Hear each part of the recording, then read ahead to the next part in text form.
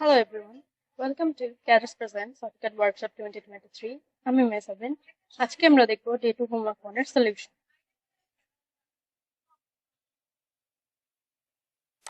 প্রশ্নে আমরা দেখতে পাচ্ছি ডাইমেনশনগুলো ইঞ্চিতে দেওয়া এবং ডাইমেনশনগুলো পূর্ণ সংখ্যায় দেওয়া।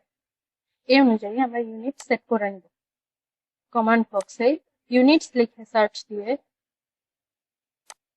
প্রেসিশন পূর্ণ সংখ্যা এবং ইউনিট টু স্কেল ইঞ্চেসে দিয়ে নেব। এবার 120/44 একটি বক্স এঁকে নেব।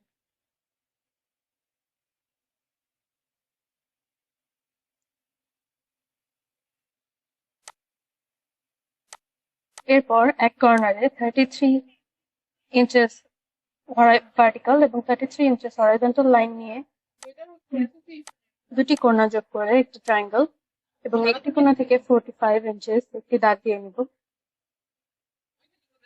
কর্নার দুটি যোগ করে দেব এবং অপ্রয়োজনীয় লাইনগুলোকে ট্রিম কমান্ড দিয়ে রিমুভ করে দেব।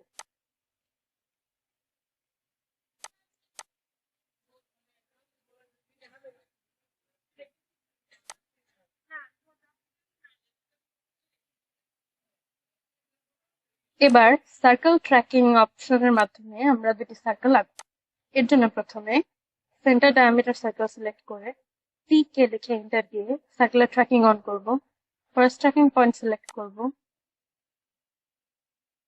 36 লিখে এন্টার দিব। ভার্টিক্যালি 36 লিখে এন্টার দিয়ে, যেহেতু আমাদের আর কোনো ট্র্যাকিং পয়েন্টের দরকার নেই তাই এন্টার দিয়ে 36 ডায়ামিটারের একটি সার্কেল এঁকে নেব। একই কাজ আবার করব।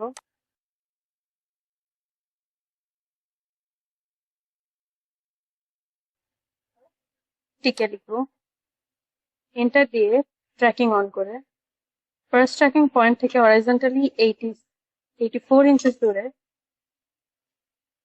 এবং ভার্টিক্যালি 20 ইঞ্চেস উপরে 20 ইঞ্চিস ডায়ামিটার একটি সার্কেল আঁকব। এবার ডাইমেনশনের জন্য অ্যানোটেশনের ডাইমেনশনে গিয়ে modify symbol and arrow size 3.5 select করব এবং টেক্সট সাইজ